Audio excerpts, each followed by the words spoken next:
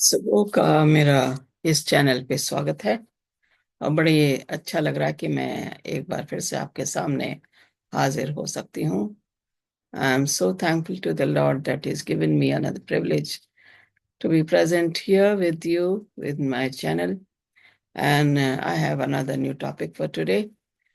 And before we go into our topic, I want to have a short prayer and ask God for His wisdom to guide me in this lecture for today. Let's pray.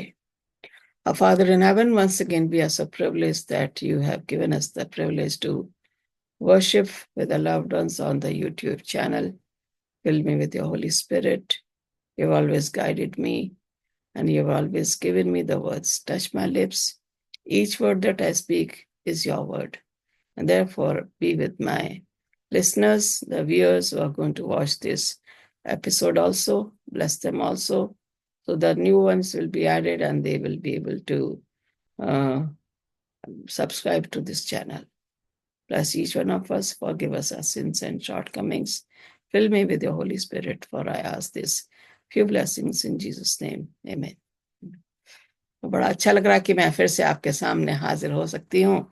और ये जो मेरा channel है, ये थोड़ा सा मैं देर हो गई इस बार मेरे को, लेकिन क्योंकि ये समय है कि मुझे अपना मैसेज देना है और परमेश्वर चाहता है कि मैं मैसेज दूं, तो इसलिए जो है आज का जो मेरा मैसेज है आप दे सकते हैं। लिखा हुआ है Haman's evil plot foiled, and it is taken from the book of Esther. ये एस्थर की जो किताब है ये नेहमाया के बाद आती है। और पिछले बार जो मैंने अपना मैसेज डाला था वो एस्थर की पुस्तक से ही लिया था। क्वीन वाशती के ऊपर, रानी वाशती के ऊपर था, और किस तरीके से वो बहादुर रानी ने सामना किया अपनी इज्जत के लिए, और उसने जो है बहादुरी से सामना किया। परमेश्वर के द्वारा ऐसा हुआ। और आज हम देखेंगे हेमन, एक और चरित्र है, कैरेक्टर है इसी पुस्तक का, जिसको कि हम आज स्टडी करना मांग रहे हैं। और ये भी हम बुक ऑफ एस्थर से पढ़ेंगे आज। बीच बीच में मैंने जो है इधर उधर से ले रखे हैं, लेकिन I have covered the book of Esther partly from here and there, and therefore this character in the Bible, the title says Haman's evil plot foiled. Okay, हम देखते हैं कि evil, बुरा, प्लॉट, प्लानिंग, फॉइल, नाकाम करना, कौन है वो? हामान। हामान को हम देखें तो इसका जो वर्णन आता है, ये आता है एगटाइट। ओके, ये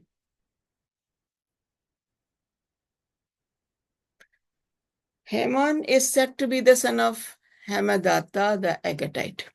अब आप सोचेंगे एगेटाइट, आप थोड़ा सा अगर पहला सैमुएल और दूसरे सैमुएल और पहला राजा और दूसरे राजा में अगर देखेंगे, जब पहला जो राजा था हमारा, king sol was the first king.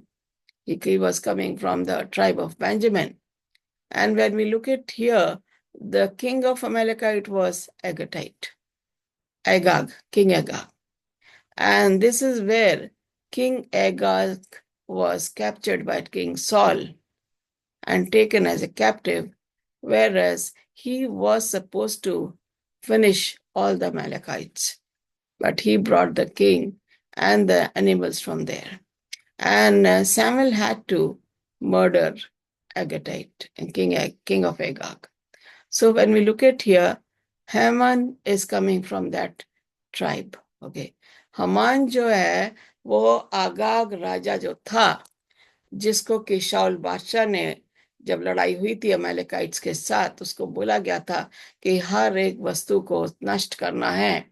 उसने राजा को बंदी बना के लेकर आ जाता है और जानवरों को भी ले आता है। और सैमुएल ने जो है तलवार से फिर उसका खात्मा किया। तो ये हामान जो है उसी ट्राइब से, उसी वंश से आता है। और ये एक तरह से देखा जाए तो यहूदियों का दुश्मन है। He is the enemy of Israelites और Jews. Haman is supposed to be the chief courtier of the king of Xerxes, or we also say Ahasuerus, and also the prime minister. राजा अहसरस का इसको जो पदवी मिली थी प्राइम मिनिस्टर की, उससे पहले ये चीफ मंत्री था, चीफ ऑफिसर था, और राजा ने इसको प्राइम मिनिस्टर दी। हम देखते हैं कि इसकी वाइफ का नाम जो था जरेश था, और इसके 10 बेटे थे, और इसका जो माइंड जो था वो बड़ा विकेड कहना चाहिए, बहुत ही बुरा था। और हम जब देखते हैं कि जो इसका जो प्लानिंग थी यहूदियों के खिलाफ, वो बहुत ही भयंकर थी। वो उनको नष्ट करना मांगता था। Haman hated Mordecai the Jew as he did not bow to him when he entered the court of the king. जब ये राजा के महल में प्रवेश करता था, सो हेमन जब जाता था बड़े तौर में और बड़े घमंड के साथ, गर्व के साथ राजा के महल में जाता था। और ये मॉर्डिकाया जो था, ये क्योंकि यहूदी था, यहूदियों की एक परंपरा है कि ईश्वर के अलावा किसी के सामने नहीं झुकना। और यहाँ पे जो है मॉर्डिकाया जब ये आता था तो ये सीधा बैठा रहता था या खड़ा रहता था, लेकिन इसके सामने झुकता नहीं था, जैसे दूसरे दरबारी जो है जो उसके सामने झुकते थे। The other courtiers and guards used to bow before him, and Mordecai was not bowing, and therefore he was not given the respect that Haman wanted from Mordecai, and so he had hatred towards Mordecai the Jew, and therefore he plotted an evil plan to destroy all the Jews in his kingdom. उसने जो एक उपाय सोचा कि मैं जो हूँ मॉर्डकाया के और उसके जितने भी यहूदी गण हैं, सबको मैं उपाय जो बनाऊंगा उसमें सारे के सारे यहूदी मारे जाएंगे। जब हम खुदा के अगेंस्ट में जाते हैं, when we go against the plans of God, so we see here our plans have to be failed. When we lean on our own understanding, जब हम अपने अपने आप में बारे में सोचते हैं, किसी दूसरे को कुछ समझते नहीं है, तो हमारे प्लान्स, हमारे उद्देश्य, हमारे मकसद सब फेल हो जाते हैं। इसी तरीके का इंसान ये हेमन था, हमान जिसे हम कहते हैं और इंग्लिश में हेमन बोलते हैं। He was a evil doer, wicked person, full of pride, full of arrogancy, all that was his characteristics. घमंड से पूरा पूरा चूर चूर था वो, दूसरों को कुछ नहीं समझता था अपने सामने, और अगर उसके सामने कुछ हो जाए तो ये बदला लेने से भी पीछे नहीं हटता था, और इसलिए प्लानिंग करता रहता था। ये इसने राजा को जो है ये उनको बताता रहता था यहूदियों के बारे में, और इस तरीके से राजा को अपने ओर करना मांग रहा था, और राजा कुछ हद तक इसने कर भी लिया था। He tried to win the favor of King Ahasuerus, and to some extent he was able to get the favor from king, because his plans needed the approval of King Ahasuerus. So let's see what he was planning for them. Now you can see here, Esther chapter 3 verse 2, all the royal officials at the king's gate knelt down and paid honor to Haman, for the king had commanded this concerning him, but Mordecai would not kneel down or pay him honor. और राजा के सब कर्मचारी जो राजभवन के फाटक में रहा करते थे, वह हामान के सामने झुककर दंडवत किया करते थे, क्योंकि राजा ने उसके विषय ऐसे ही आज्ञा दी थी। परंतु मोर्दके ना तो झुकता था ना उसको दंडवत करता था। You can see here the other courtiers or guards are standing and their heads are down. But Mordecai doesn't have that, because he was a believer, and he was a believer in the living God. And according to his belief, he was not supposed to bow down to anyone except Lord Jesus Christ or God in heaven. उसको चाहे राजा की कोई भी आज्ञा क्यों ना हो, लेकिन उसने जो अपना धर्म का वो था, जो उसका विश्वास था, उसके मुताबिक आदमियों के सामने उसे नहीं झुकना था, क्योंकि दूसरी आज्ञा कहती तू मेरे लिए किसी की दूसरी मूर्ति ना बना, और ना उसके सामने झुकना है, किसी दूसरे को ईश्वर नहीं बनाना। तो हम आदमी जो कि पाप है, पापी है, उसके सामने हमें क्यों झुकना है। और मॉर्देकाई अपनी जगह पे, क्योंकि परमेश्वर का विश्वासी था, वो सही था, इसलिए वो मॉर्देकाई जो है हामान के सामने नहीं झुकता था. He was never bowing down before Haman, and therefore Haman had built a hatred towards Mordecai, as somehow he wanted to get rid of him. So we see here what is Haman going to do now. Esther chapter 2, verses 21. During the time Mordecai was sitting at the king's gate, Bigthana and Taresh, two of the king's officials who guarded the doorway, became angry and conspired to assassinate King Xerxes. But Mordecai found out about the plot and told Queen Esther, who in turn reported it to the king, giving credit to Mordecai. And when the report was investigated and found to be true, the two officials were impaled on poles. उन्हीं दिनों जब मॉर्देका राजा के भवन में फाटक में बैठा करता था, तब राजा के खोजे जो द्वारपाल भी थे, उनमें से बिक्तान और तेरेश नाम दो जनों ने राजा शेयर्स से रूठकर उस पर हाथ चलाने की युक्ति की. ये बात मॉर्देकाई को मालूम हुई और उसने एस्तर रानी को ये बात बताई, और एस्तर ने मॉर्देकाई का नाम लेके राजा को चेतावनी दी. हम यहाँ देख रहे हैं कि राजा शेयर्स जो था, king Ahasuerus had many enemies, and two of the enemies that he had was they were angry with him and they wanted to get rid of him. So they were planning to murder the king. And therefore Mordecai hears this and he tells it to Queen Esther. And Queen Esther in return tells it to her husband, King Ahasuerus. And when king comes to know about it, okay, nothing was done to honor Mordecai. But king, after hearing it, he gives the order for those two to be murdered, to be hanged on a tree. इन दोनों को यह आज्ञा दी गई कि इन दोनों को पेड़ पे लटका के इनको फांसी दी जाए, क्योंकि जो राजा के खिलाफ होता है उसको सजा तो मिलनी ही है.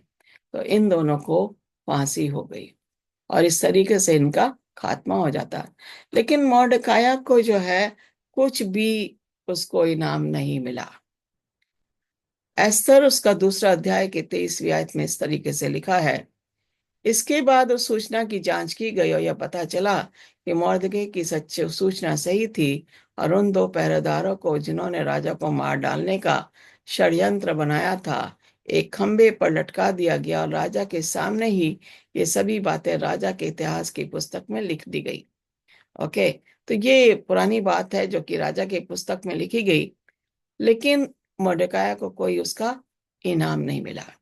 And when the thing had been looked into, it was seen to be true, and the two of them were put to death by hanging on a tree, and it was put down in the records before the king.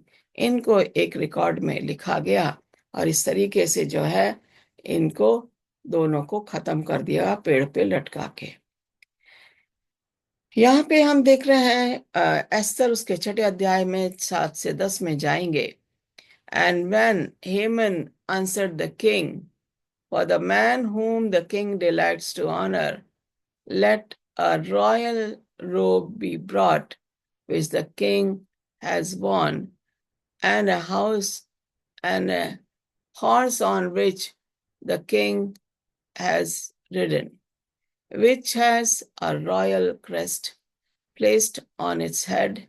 Then let this robe and horse be delivered to the hand of the one of king's most noble princes, that he may greet the man whom the king delights to honor. Then parade him on the horseback through the city square and proclaim before him, thus shall it be done to the man whom the king delights to honor. Then the king said to Haman, hurry, take this robe and the horse as you have suggested, and do so for Mordecai the Jew, who sits within the king's gate. Leave nothing undone of all that you have spoken. Yeah, here we see Haman, we know, is a proud man, and therefore he thinks king is going to honor him. So, thinking about himself, he gives the idea to the king. Let's read it in Hindi. सो हमान ने उत्तर देते हुए राजा से कहा, राजा जिसे आदर देना चाहता है उस व्यक्ति के साथ वह कैसा करे।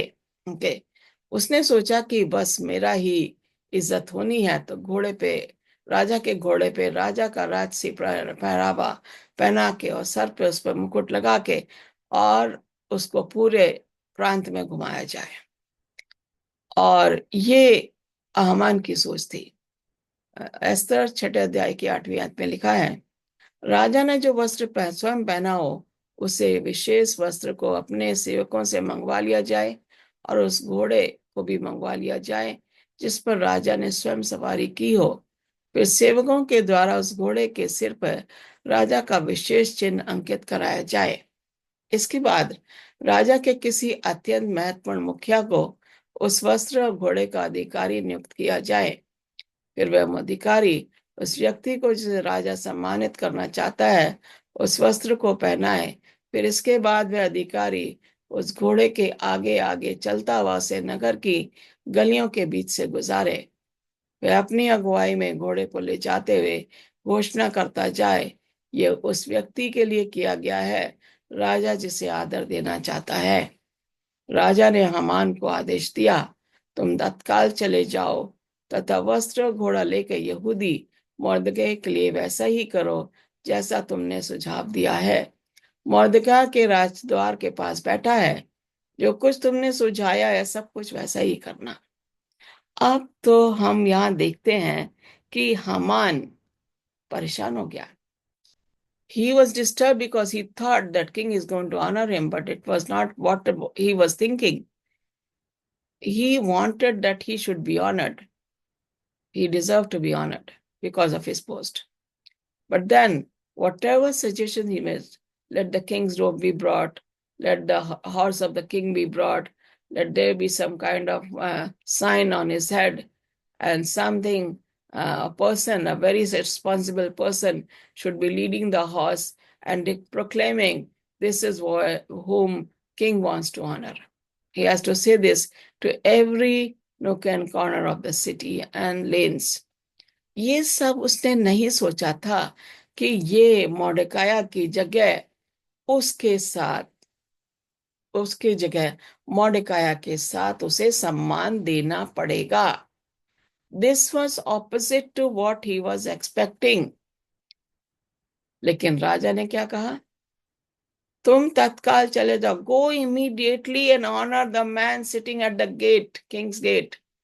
Do what you have suggested, and you take the horse, lead him, and then keep proclaiming.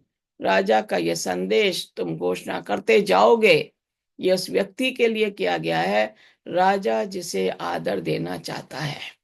Okay, तो यहाँ पे हम देख रहे हैं कि हेमन ने ऐसा नहीं सोचा था और पूरा जगह, हर जगह उसके नगर के हर गली में जाके उसे ये बोलना पड़ा, जिसमें उसने अपनी बेइज्जती समझी और जैसे तैसे उसने अपना काम खत्म किया और घर चला जाता है और अपनी पत्नी के साथ जो डिस्कस करता है। He was not expecting this treatment from that he would have to give the honor to Mordecai. But this was opposite of what was happening. And so here we go to Esther chapter 5 verse 13. It says here, किंतु मुझे इन सब बातों से सचमुच कोई प्रसन्नता नहीं है। He was not happy that day. He was very upset. I didn't know what to do. वास्तव में मैं उस समय तक प्रसन्न नहीं हो सकता जब तक राजा के द्वार पे मैं उस यहूदी मोर्दकै को बैठे हुए देखता हूँ। The moment I see Mordecai sitting at the gates, it makes me mad. So therefore, the moment I see him, I get mad. So he says, I don't want to see him at the gate. And 14th verse says, इस पर हामान की पत्नी जरेश और उसके मित्रों ने उसे एक सुझाव दिया। वे बोले, किसी से कहकर 75 फुट ऊंचा फांसी देने का खंबा बनवाओ, जिस पर उसके लटकाया जाए। फिर प्रातःकाल राजा से कहो कि वह मौदेका को उस पर लटका दे। फिर राजा के साथ तुम भोज पर जाना और आनंद से रहना। हामान को ये सुझाव अच्छा लगा, सो उसने फांसी का खंबा बनवाने के लिए किसी को आदेश दे दिया। यहाँ पे हम देख रहे हैं कितनी ज्यादा कड़वाहट हामान के मन में है। He was full of hatred for Mordecai. He was full of hatred because of Mordecai. He was full of hatred towards Jews, all the Jews living in Persia. And therefore, when he discusses this with his friends and his wife, and wife tells him to make a gallows of 75 feet high on a pole, and then you tell king to hang Mordecai on this in the morning, and then you go for the feast to Queen Esther's feast with king. जरेश ने जो से idea दिया और उसके मित्रों ने जो idea दिया, वो एक मनुष्य का आइडिया था, वो परमेश्वर का आइडिया नहीं था. That was not the idea coming from God. That was the idea coming from a human perspective, satanic perspective, evil thing which was coming in the mind of Zeresh and his friends. And therefore, he was quick to abide by that. So he told them to prepare a gallows of 75 feet high on a pillar. And therefore, the man began to do that because he wanted the end of Mordecai. That was the kind of hatred Haman had for Mordecai. उसने कितना जल्दी अपनी wife और अपने मित्रों की बात सुनी और उसने कहा एक खंबा लगाओ, उसके ऊपर 75 फुट ऊंचा जो है उसको एक गैलो बनाओ, फांसी का फंदा बनाओ और वहां पे उसको लटकाया जाएगा. मैं राजा से कहूंगा कि उसको सुबह लटका दे. फिर मैं राजा के साथ रानी के महल में जाऊंगा क्योंकि उसने डिनर के लिए, शाम के खाने के लिए इनवाइट किया है. सो मॉर्डेकाई खत्म हो जाएगा तो मेरी प्रॉब्लम खत्म हो जाएगी. यहूदियों को तो फिर आसानी से मार सकता है. And he had an evil plan here. He wanted to kill Mordecai and all the Jews. But God has his own control on the people whom he loves. And let's see what is going to happen next in this story. When we come to the next part of the story, Esther chapter 6, verse 11, it says here, then took Haman the apparel and the horse and arrayed Mordecai and brought him on horseback through the streets of the city and proclaimed before him, thus shall it be unto him, the man whom the king delighted to honor. Okay. ये इसको ऐसा कहना पड़ा, thus shall it be done to the man whom the king delighted to honor. जिस आदमी को राजा इज्जत देना मांग रहा है वो ये है. सो हामान ने वस्त्र और घोड़ा लिया और वस्त्र मोर्देकै को पहनाकर घोड़े पर चढ़ाकर नगर की गलियों से होते हुए घोड़े के आगे आगे चल दिया. मोर्देकै के आगे आगे चलता हुआ हामान घोषणा कर रहा था, ये सब उस व्यक्ति के लिए किया गया है जिसे राजा आदर देना चाहता है.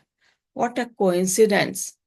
He wanted all the respect and honor, but it is vice versa. It is given, all the respect and honor is given to Mordecai and not to Haman. So therefore, he was, in a frenzy kind of a mood and didn't know what to do, but he had to do king's duty. So he finished that, and by force, he had to honor Mordecai. Instead of he getting all the honor, he had to obey the king and give all the honor to Mordecai. Mordecai को उसको वो इज्जत देनी पड़ी जो वो अपने लिए मांग रहा था.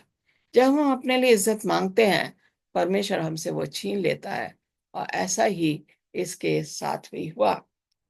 यहाँ पे हम देखेंगे एस्तर उसके 7वें अध्याय में, Esther foils the evil plot of Haman by inviting King Xerxes to the feast that she had prepared for the king and Haman. She informs the king the person responsible for plotting a plan to kill all the Jews. Okay, यहाँ पे हम देख रहे हैं कि रानी को जो है इजाजत मिल गई कि राजा और हमान को वो खाने पे बुलाए, और पहले दिन जो है रानी ने राजा से कुछ नहीं कहा, लेकिन दूसरे दिन जब वो फिर से आते हैं हमान और राजा, और फिर वो जो है राजा उससे कहता है कि तू मांग जो तुझे चाहिए, मैं अपने राधा राज्य भी तेरे नाम कर दूंगा। I will give you half of my kingdom, tell me what is disturbing you and I will solve the problem. And that's how Queen Esther becomes bold here. She gets courage that king is willing to listen to her. And so here she tells the plot which Haman has plotted for all her people. उसने पूरा plan जो हमान ने यहूदियों के लिए रखा था वो सारा राजा के सामने उगल दिया।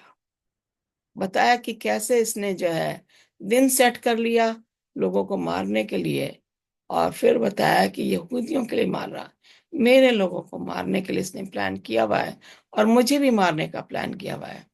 और राजा को यह सुन के बड़ा गुस्सा आता, हो कहता किसने ऐसा किया, और फिर ये कहती है हमान जो यहाँ बैठा हुआ है इसने जो है ये प्लान किया। हम यहाँ देख रहे हैं कि इसके बाद जब वे दूसरे दिन के भोज में दाख मधु पी रहे थे तो राजा ने एस्तर से फिर एक प्रश्न किया, महारानी एस्तर, तुम मुझसे क्या मांगना चाहती हो? जो कुछ तुम मांगोगी पाओगी, बताओ तुम्हें क्या चाहिए, मैं तुम्हें कुछ भी दे सकता हूँ, यहाँ तक कि मेरा आधा राज्य भी। इस पर महारानी एस्तर ने जवाब दिया, हे महाराजा, यदि मैं तुम्हें भांति तुम्हारी कृपा पात्र हूँ, या यदि तुम्हें ये अच्छा लगता हो तो कृपा करके मुझे जीने दीजिए, और मैं चाहती हूँ कि मेरे लोगों को भी जीने दीजिए।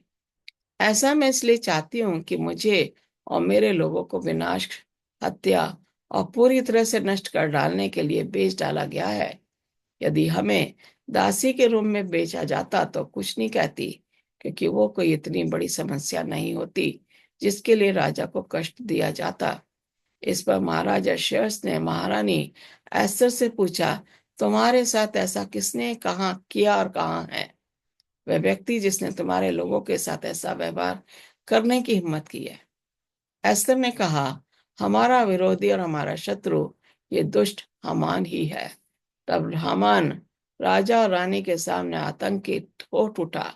राजा बहुत क्रोधित था। Now we see Haman is being his plot is opened. Queen Esther is now telling how he has plotted to kill all the Jews. And king wants to know who is the person responsible for doing this. And it comes to pass that it is Haman, which is pointed by Esther. And when king looks at Haman, he is mad with him, he is very angry. And then Haman wants to find a way how to save himself, how to save his skin. हेमन यहाँ पे रास्ता देख रहा है किस तरीके से उसे इस परेशानी, इस दुविधा से बचा जाए। रानी एस्तर ही है जो उसे बचा सकती, वो रानी एस्तर के पास जाता है। लेकिन जब राजा देखता है कि रानी एस्तर के पास झुका हुआ है, उसे ये नहीं मालूम था कि उससे माफी मांगने में लगा हुआ है, लेकिन राजा को बहुत गुस्सा आया, और किसी ने आके उसे बताया कि इसने जो है अपने घर में 75 फीट ऊंची एक फांसी का फंदा मॉर्देकाई के लिए लगाया हुआ है। और राजा इतना गुस्सा हुआ कि उसने बोला कि ये फांसी पे इसी को लटका दो, और इसके 10 बेटों को भी, और पूरे खानदान को लटका दो। यहाँ पे हम देखते हैं कि the king was mad with Haman for plotting such heinous crime against the Jews.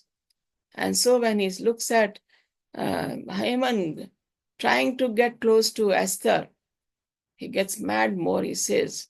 And someone tells him he has prepared a gallows for Mordecai. King tells he and his whole family should be hanged on that gallows. So we see he had 10 sons, all were executed. राजा के खोजे सेवक ने, जिसका नाम हरबोना था, कहा, हामान के घर के पास 75 फुट लंबा फांसी देने का खंबा बनाया गया है। हामान ने एक खंबा मोर्दके को फांसी पर चढ़ाने के लिए बनाया था। मोर्दके वही व्यक्ति है जिसने तुम्हारी हत्या के षड्यंत्र को बता गए तुम्हारी सहायता की थी। राजा बोला, उस खंबे पर हामान को लटका दिया जाए। So they hanged Haman and on the gallows, and he had prepared for Mordecai. Then the first fury of the king subsided. राजा का गुस्सा शांत हुआ जब हेमन और उसके पूरे परिवार को फांसी पर लटकाया गया। और हम देखते हैं कि जब दूसरों के लिए गड्ढा खोदते हैं तो हमारे लिए गड्ढा पहले तैयार हो जाता है। प्राइड गोeth बिफोर अ फॉल, जिससे पहले आदमी गिरे उसमें घमंड आ जाता है। शैतान को आसमान में घमंड आया और वो नीचे गिराया गया 1/3 फरिश्तों के साथ। हामान के मन में घमंड बहुत था। इसके पतन होने से पहले इसमें घमंडी था और वो घमंड को दूर करने के लिए उसको उसकी सजा पानी थी। Haman had hated for all the Jews living in the kingdom of King Xerxes. राजा अहसुएरुस या शेर्स के राज्य में जितने भी यहूदी रहते थे, हामान उन सबसे नफरत करता था। And that is the second characteristics of Satan: hatred, jealousy, pride. Haman was proud, revengeful and arrogant. और वो जो है इन यहूदियों से बदला लेना मांग रहा था। इतना ज्यादा उसमें घमंड था कि वो बदला लेने में लगा हुआ था कि किसी तरीके से मॉर्डेकाई और उसके जितने भी लोग हैं उन सबको मार दिया जाए तो इस नगर में शांति हो जाएगी। उसके लिए, राजा के लिए नहीं। He had 10 sons and all were executed along with him by King Xerxes of Persia. राजा ने आदेश दिया कि हेमन और उसके 10 बेटे और फैमिली को, जो भी है, सबको फांसी पे लटकाया जाए। और उसका गुस्सा तब शांत हुआ। ये कहता है, trust God and do not lean upon your own understanding. नीति वचन में कहा गया है, परमेश्वर पर भरोसा रखो, अपनी समझ पे भरोसा मत रखो। अपनी समझ पे भरोसा रखोगे तो हमारा हश्र हामान जैसे होगा, शैतान जैसे होगा। लेकिन हमें परमेश्वर पे विश्वास रखना है, परमेश्वर के वायदों को सोचना है, उनके ऊपर विश्वास रख के आगे बढ़ना है। यही परमेश्वर हमसे चाहता है। आइए हम इससे सीखें कि हमें परमेश्वर पे भरोसा रखना है। And very soon I'll be back with my next sermon, and